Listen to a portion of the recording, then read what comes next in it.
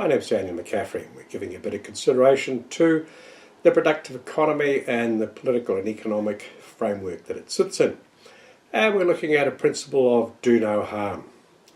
In a complex system like the productive economy, the most dangerous thing you can do, like say in medicine, is to do harm. So the first principle is do no harm.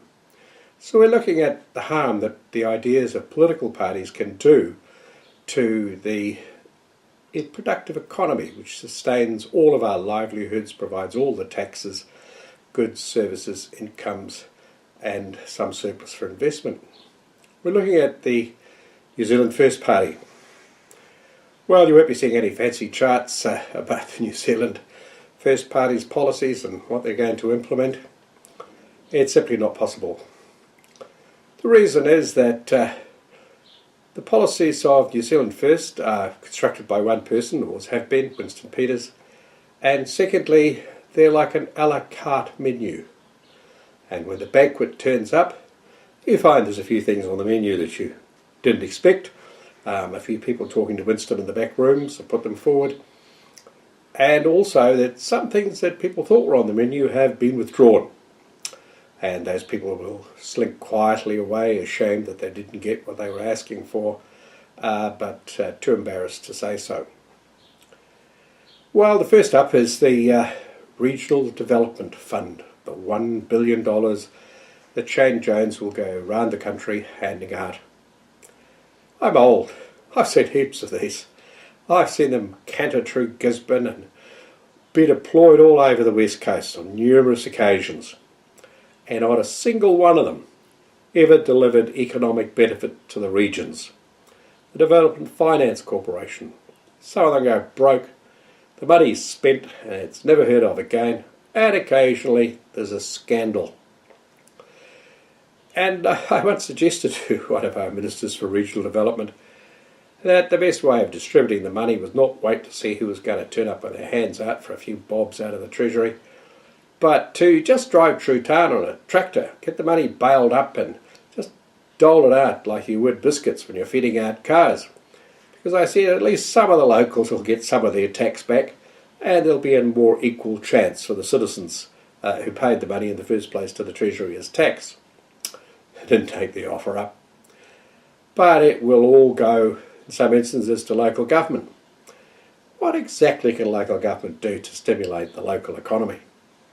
Well, the answer is local government does what it can, which is, well, they'll improve the street furniture, there'll be little parks, there'll be fountains, all sorts of good little things.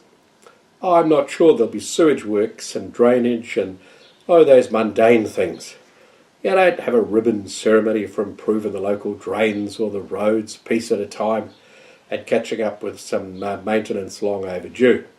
No, there'll be sort of monuments and little plaques for the local councillors of the day who are able to spend the money of the hard-working people in the productive economy for another bit of glory.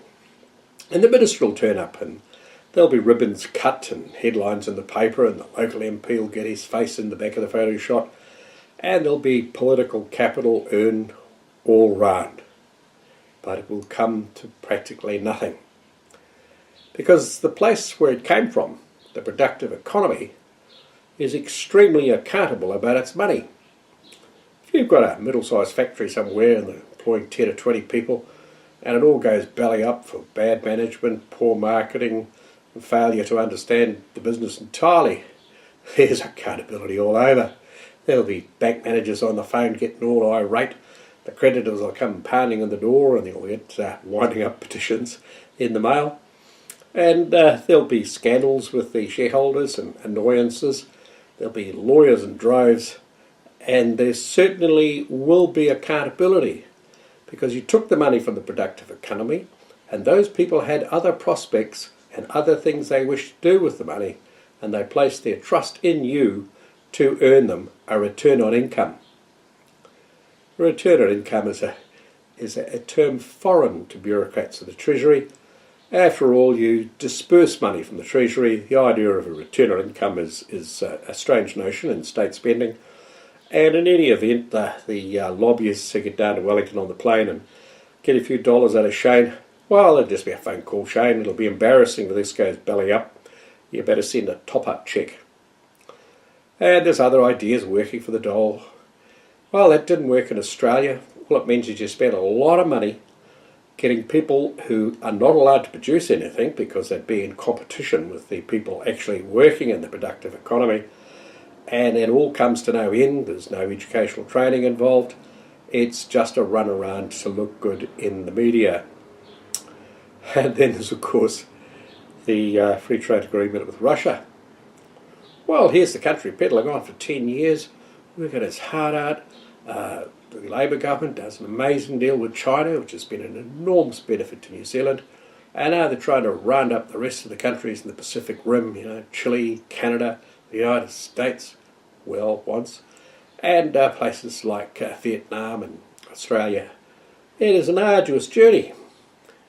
And all of a sudden it is thrown to one side because apparently there's a lot more money to be made sending the odd pound of butter to the matrons of minks. Who knew?